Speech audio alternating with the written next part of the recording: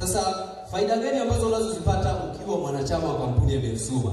Faida namba moja ambayo utaipata ukiwa wakala wa kampuni ya Bensuma ni kupata faida za rejareja. Sema faida za rejareja. Kampuni ya Bensuma imeweka asilimia 20 mpaka asilimia 50 ya kila bidhaa. Kila bidhaa moja ambayo utakayempatia mteja wako utapata faida ya asilimia 20 mpaka asilimia 50. Piga makofi. Hello. Hiyo ni faida namba moja katika kila bidhaa zote ambazo mnazifahamu ama ambazo zilizozalishwa na kampuni ya Bensuma, unapata faida hiyo. Faida namba 2 ambayo utakayepata kupitia kampuni ya Bensuma, wewe ukiwa kama wakala wa kampuni, utapata malipo ya kila tarehe 17. Malipo kila tarehe ngapi? Kutokana na mauzo yote unayoyafanya ndani ya mwezi mzima. Cha kwanza umepata faida za rejareja.